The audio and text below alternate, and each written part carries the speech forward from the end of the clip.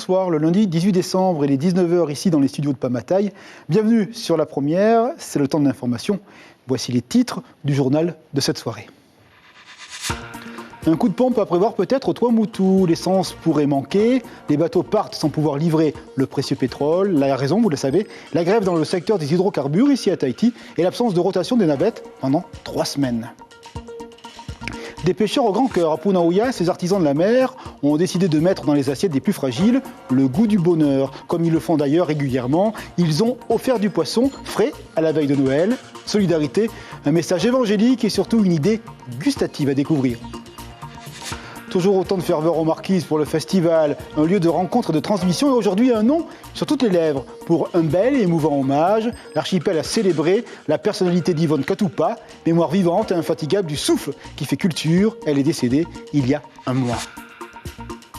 Comme des mini-Jeux Olympiques ou presque à Wainé, plus de 1000 sportifs réunis pour le Toamoa, un rendez-vous de plus en plus couru où le sport se mêle harmonieusement à l'idée de culture. Tous les archipels ou presque y sont présents. Nous allons vous raconter la cérémonie d'ouverture à la fin de cette présente édition. Et avant le retour au Fénois, encore quelques jours en France, notre Miss Tahiti vit l'après-concours entourée par l'affection des siens. Un moment de pause heureux après un rythme effréné. Rabaye Siou nous dira ses sentiments et ses émotions après le grand show Miss France de samedi passé. Eh bien, nous commençons cet journal avec cette information. Un vent d'inquiétude dans le sillage des bateaux qui vont vers les Tuamotu. Pas de pétrole à livrer pour les îles situées au nord-ouest ou encore au centre-nord de l'archipel. La raison est simple, le mouvement de grève dans le secteur des hydrocarbures à Tahiti. Et en plus, l'arrêt des dessertes pour 3 semaines, fête oblige. Gemso avec Lionel Petit nous parle de cette quête inassouvie de l'or noir. Le Kobia 3 se prépare à quitter Papeete sans 1 litre de carburant à cause de la grève. En temps normal, le navire de la SNC Argus transporte chaque semaine 30 000 litres d'hydrocarbures, soit 150 fûts de 200 litres. Ben là, j'ai 140 commandes. La plupart sont réglées. Donc voilà, je ne sais pas comment je vais faire. Et là, on va s'arrêter pendant 1 mois pratiquement. Et ils n'auront rien. Alors, je ne sais pas. C'est toujours eux les plus démunis. C'est toujours... si ça ne touche pas Tahiti, on s'en fiche. Copraculteurs, perliculteurs, professionnels du tourisme et de la pêche, au Tuamotu, c'est toute l'activité économique qui risque de tourner au ralenti. Oui, j'ai fait un peu de stock, parce qu'on sait que les derniers voyages, c'est déjà plus ou moins difficile, même quand il n'y a pas de grève. Mais là, avec la grève qui est effective, ça va pénaliser beaucoup de monde, et pas que à Rotorua. Marevanui, il fait, je sais pas, 9 ou 10 îles. Le Marevanui, justement, lui a quitté Papeete samedi pour sa dernière tournée au Tuamotu au nord-ouest et centre-nord. Le navire et ses 22 membres d'équipage seront de retour à Papeete le 26 décembre, avant 3 semaines de congé annuel. Pour notre part, c'est qu'on n'a pas eu le quota qu'on aurait eu besoin pour ce dernier voyage. Sur 300 fûts commandés, on a reçu moins de 150 fûts. Donc on sera malheureusement obligé de rationner les commandes de nos clients pour satisfaire toutes les îles. En attendant la reprise des rotations des navires fin janvier, les habitants des Tuamotu impactés par la grève des hydrocarbures pourront compter sur l'aide de leur tavana. Et une nouvelle de la météo avec une carte Météo France. Un temps pluvieux et orageux attendu dans la nuit et ce dans la région de Mopelia et vers les îles sous le vent. Les passages pluvieux vont s'intensifier en début de soirée. Ils vont devenir localement forts. Des orages donc peuvent engendrer d'importants cumuls de pluie. Le même phénomène affecte également les îles du vent. D'importants cumuls de pluie sont attendus principalement sur la presqu'île et les côtes sud et est. Donc soyez vigilants ce soir, surtout si vous devez prendre la route. Solidarité, soit un pêcheur d'humanité. Cette phrase, nous pourrions l'attribuer aux pêcheurs de la commune de Punaouia. Dans leur filet, toute une traîne sensible et solidaire. Avant les fêtes de fin d'année, ils ont décidé communément d'offrir du poisson aux familles les plus précaires de la ville parce qu'ils partagent leurs conditions. Ils veulent de la joie dans toutes les maisons. Rencontre avec ces hommes au grand cœur. Signature pour ce reportage, Kaline Liénard avec les images de Mirko Vanfo. Les lutins du Père Noël débarquent leur hôte, 60 bonites de plus de 10 kilos chacune à découper et à mettre en paquet. Il faut s'activer car les familles arrivent dès 8h ce matin. Vous êtes combien dans la famille? 9. Vous êtes 9, donc vous aurez droit à 2 pâtés. Voilà, c'est gentil. Voilà. Vous aurez de quoi manger à Noël. Chaque année, l'association des pêcheurs de Vape Opo se mobilise, une véritable chaîne humaine de solidarité qui opère depuis 6 ans maintenant. Cette année, on a essayé quand même de donner, d'avoir un généreux donateur pour le gasoil en bon. Et l'association elle-même, elle a rémunéré les bateaux qui participaient à cette journée. Ce poisson, il pilule sur l'eau. La nature était vraiment généreuse. Et c'est pour ça que nous avons décidé, tout spécialement avant les fêtes, d'offrir ce poisson. Comme vous le voyez, il est assez gros. Et pour ceux qui n'ont pas pu se déplacer, la hotte du Père Noël vient jusque dans leur quartier. Et même si le chemin peut s'avérer difficile d'accès, le Père Noël est équipé tout terrain. Qu'est-ce que vous allez faire avec ce poisson? Eh bien là, un peu de poisson cru, hein, sur mon frire, hein, comme si, ouais, avec du soyou, sans suite, tout ça, de l'oignon, quoi, hein, mélangé, hein, comme les vieux, ils préparent, hein, le poisson avant, hein. À chaque distribution solidaire, l'association peut compter sur le service social de la mairie pour les guider. On essaie de changer de famille, que toutes les familles soient effectivement contentées par rapport à la distribution du poisson. Ça se passe 2 fois dans l'année. La première, c'est en juillet, avec le concours de pêche qui est lié à la fête de l'orange. Et enfin, en fin d'année, c'est les pêcheurs de Vape Opo, avec la mairie toujours. Une demi-tonne de poissons qui a fait le bonheur de 200 familles de Outumauro jusqu'au PK18.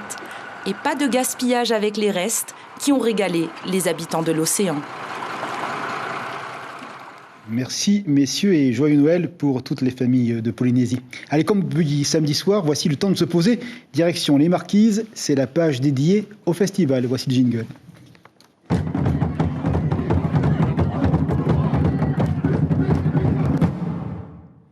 Une règle tous les soirs, on régale devant la vitalité des Marquisiennes et des Marquisiens à faire vivre leur culture, tous unis et fiers de leur longue histoire. Aujourd'hui, le festival a rendu un hommage très sensible à une grande dame de Nuku'hiva, Mamie Yvonne. Ayata Taraou nous dit plus sur ce rendez-vous de la journée. Bonsoir, et nous sommes partis là-bas. Yorana, c'est sur le site de Kamuihei, dans le village de Hatiheu, que nous nous retrouvons aujourd'hui. Ce site a été restauré par Yvonne Katupa, l'ancienne maire déléguée aujourd'hui décédée. C'est donc un site très important, chargé d'histoire pour les habitants. Hier soir, un hommage a été rendu à la très regrettée maire déléguée de ce village par les délégations de Tahuata, Fatuhiva et Nuku'hiva. Je vous propose de regarder ce reportage réalisé par Melissa Chang et Eva Aputo.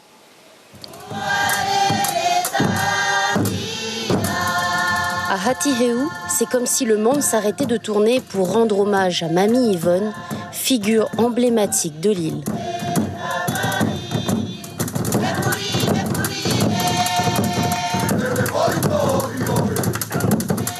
Femme puissante, grande dame aimée de tous, c'est la signification du chant Tahiyae, écrit par le chorégraphe de Fatuhiva.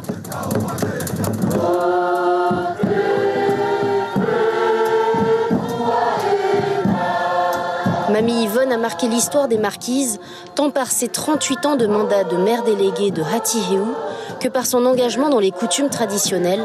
Un mois après son envol, la gardienne du savoir reste dans les mémoires. Elle a été mon chef de travail, elle a été ma mairesse, elle a été ma maman, ma tante de tous les jours. Ça m'a beaucoup ému. J'ai pensé beaucoup à elle. J'avais des larmes aux yeux tout à l'heure. Et je trouve que les spectacles de Fatuhiva et de Tahuata, ça a été un grand hommage pour moi. De penser, pour la pensée d'Yvonne, pour tout ce qu'elle a fait, tout ce qu'elle a dit. Celle qui a restauré le Tohua Kumuihei et ouvert le centre artisanal en 2013 a désormais un timbre à son effigie, remis des mains du président du pays. C'est un hommage vraiment, c'est pas tout le monde qui peut afficher sur un timbre pour tout le monde. Il a fait plein de choses pour cette commune, pour tout le monde. Presque quand il était jeune, il déplace un peu partout pour le Matava des Marquises. Mamie Yvonne laisse au peuple marquisien son empreinte emplie de valeurs et de respect pour la culture de Tehenua et Nana.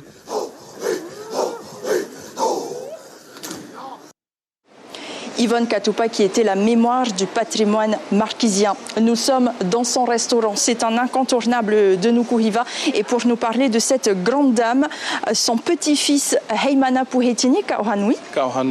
Alors Heimana, Yvonne Katupa était mère déléguée bien sûr, mais avant tout une mère et une grand-mère. Qu'est-ce que tu retiens d'elle? Eh bien, je retiendrai donc sa grandeur en tant que personne qui accueille que ce soit des habitants de l'île, de l'archipel ou aussi bien des étrangers, car elle a toujours eu ce grand cœur pour accueillir et mettre les gens aussi à l'aise que possible. Et elle pouvait entamer une conversation venant de rien du tout, mais elle avait toujours cette passion pour la culture marquisienne dont elle avait le besoin d'introduire dans cette discussion. Alors, toi qui est son petit-fils, est-ce qu'elle avait aussi la même carrure que l'on décrit, qui est décrit par les personnes extérieures dans sa famille? Oui, parce que elle est tellement de bon cœur que même si elle a quelquefois des comment dirais-je, elle avait du mal même si elle avait du mal à se faire comprendre par certains membres de sa famille, elle arrivait toujours à trouver les mots pour avoir un consensus. Voilà, c'est cela. Merci beaucoup, Heimana Puhetini, pour toutes ces confidences. Voilà Yvonne Katupa qui aura marqué les mémoires de toutes les générations. Je vous propose à présent de regarder la prestation de danse de la troupe de Uapo. Elle est la seule à avoir majoritairement des enfants dans son groupe. Elle s'est produite hier soir sur la place Temehea. Regardez. C'est le jour J pour les 103 enfants âgés de 7 à 13 ans, venus tout droit de Uapo. Une consécration pour Kawana, qui s'est démenée depuis plusieurs mois à peaufiner les moindres gestes. Montrez la meilleure image de vous. C'est à notre niveau, hein, c'est à notre monde, hein, les enfants. Hein. Il y a toute une pédagogie en amont, il y a tout un discours à préparer. Ce sont des choses qu'on ne retrouvera pas dans les grands groupes, les groupes d'adultes. Un événement qui vient finaliser un projet d'école du savoir marquisien. L'école Tuhuna offre l'opportunité aux jeunes d'accéder aux connaissances des anciens, notamment dans les domaines du chant et de la danse. Vêtus de leur plus beau costume, ils concrétisent 5 semaines de préparation. Alors comment est-ce que vous avez trouvé votre prestation? Bien. On a aimé. C'était une superbe soirée, elle était riche en émotions. T'as tout qui défile dans la tête, tu vois, tu te dis tout ce temps de travail, regarde les yeux des enfants, comment ils sont tous heureux d'avoir partagé ce moment-là avec le public présent sur Temehea. Le festival tient encore ses promesses, celle de la transmission du patrimoine et des connaissances de la culture marquisienne.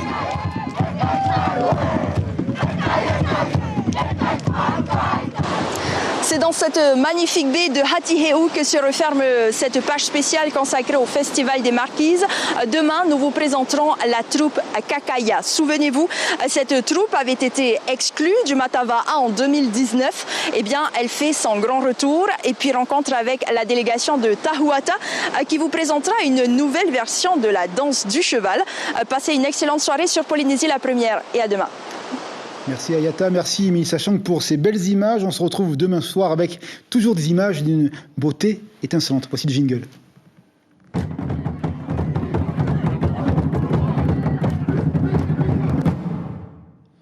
Ah ouais. Wayne, ils ont mis dans le mille les organisateurs de la Toamoa, plus de 1000 sportifs en compétition dans diverses disciplines. Et ils sont venus de partout, île sous le vent, Tahiti, et même cette année, les frères et les cousines des Australes et de Tuamotu sont présents. Bref, de la fraternité athlétique à revendre et les couleurs jolies. Au vent de la cérémonie d'ouverture, c'était hier, Iti Manaki s'est fondu dans la foule pour ce reportage depuis Wayne.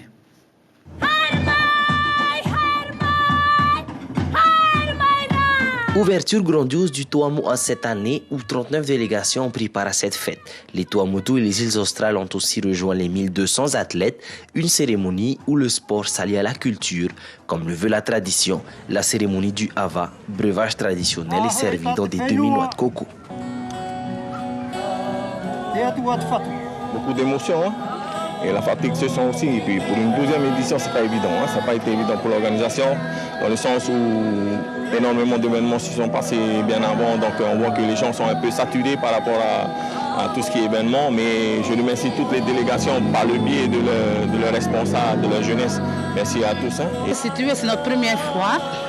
Important peut-être, mais pour nous, l'important le plus, c'est de sortir nos jeunes de là-bas, faire reconnaître un peu ce que c'est le Tuamoa. Mais si tu veux, le Tuamoa, nous on connaît, c'est le sport. 15 disciplines sont prévues, volleyball, futsal, foot à 8, pétanque, tennis de table, bras de fer, développé couché, sans oublier le Tuaro Maori. Une semaine intense pour ces athlètes qui n'ont qu'une idée, rapporter un trophée dans leurs îles natales. Ah bah c'est bien, on s'amuse bien et... Comment ça se passe les matchs? Ah bien. Pour le moment, vous gagnez? Oui. L'organisation, c'est énorme quoi, hein, quand tu regardes. Mais pour une première, bon, j'adore, hein, j'adore.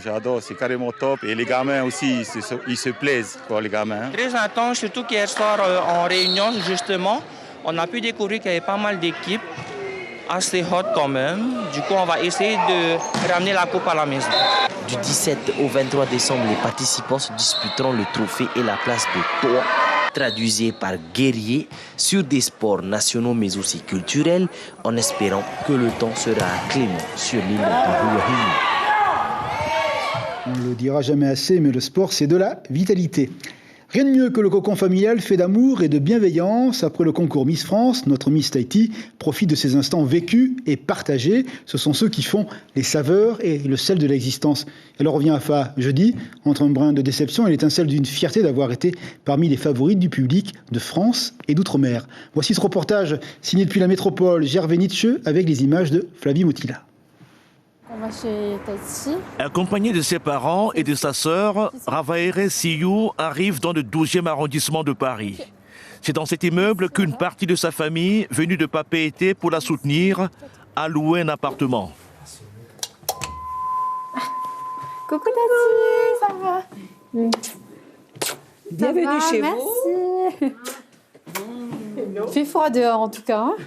À l'intérieur, la chaleur familiale est forte. Ça va. Coucou mémé. Coucou. Et dans cette ambiance, Miss Tahiti retrouve ses proches pour le débriefing du concours, où elle s'est arrêtée aux portes de la finale. Je suis un peu déçue d'être au pied du top 5. J'aurais voulu amener la Polynésie plus loin. Mais maintenant, après un jour, je suis reconnaissante de cette belle aventure. Miss France, ça se vit une fois dans sa vie. J'ai fait plein de belles rencontres. J'ai donné le meilleur de moi-même surtout. Autour de la table, ses principaux soutiens, dont sa grand-mère. À 86 ans, elle a effectué 24 heures de vol pour accompagner Miss Tahiti dans son aventure. Et elle est fière. On est fiers d'elle. Tout à fait. C'est comme ça. Il y a un gagnant, un perdant. Voilà. Mais elle n'a pas perdu, quoi.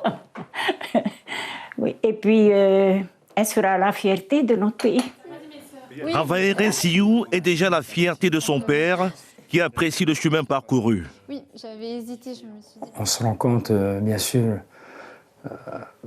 de l'enjeu, de la difficulté aussi d'accéder à chaque étape supérieure, mais globalement, c'est une expérience qui montre un petit peu le niveau des candidates actuellement, quoi. Donc il faut vraiment de la préparation et rien n'est laissé au hasard en fait, quoi. Non, mais en plus, Après le concours, Miss Tahiti semble désormais se tourner vers l'avenir avec dans la tête ce conseil que sa mère lui a toujours prodigué. Rêve grand, ose briller, crois en toi. Je rêve d'une vie extraordinaire et dès que j'ai un objectif en tête, je me donne les moyens. Je suis quelqu'un qui est déterminé et c'est ce que j'ai essayé d'appliquer pendant cette aventure Miss France, d'essayer de viser le plus haut, viser la couronne.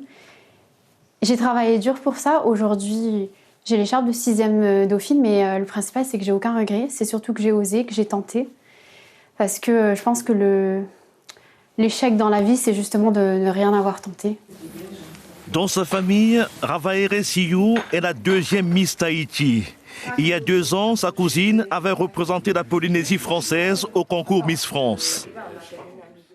Et comme le dit l'adage, il faut avoir des rêves grands pour jamais ne les perdre de vue. C'est quasiment la fin de ce rendez-vous d'information avec le rappel de l'information principale de la journée. Eh bien, il concerne ces bateaux qui partent vers les Tuamotu avec peu de pétrole. C'est le constat lors du départ des navettes depuis le port de Papeete. La cause, un mouvement de grève dans le secteur pétrolier. Et un peu d'inquiétude car les prochaines rotations désormais ne sont prévues qu'au mois de janvier. Voilà donc pour cette information. Programme sur la première lundi, signature fiction avec le pouvoir aux États-Unis, avec désigné survivant, la vie un petit peu agitée du président des États-Unis, et puis après la vie également très agitée dans les coulisses de la vie parlementaire américaine, de la fiction à voir, et c'est très animé. On va s'intéresser au travail de la presse écrite. Et nos amis de Tahiti Info étaient ce matin du côté de l'Assemblée avec ce titre, la majorité recadrée par Oscar Temaru. On parle notamment de la question liée à la tour des juges.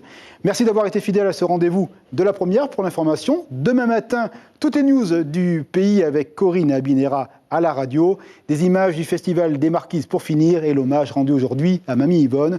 Beaucoup d'affection autour de cette personne. Belle soirée avec nous sur la première et à demain soir 19h pour le journal en français. Merci à vous.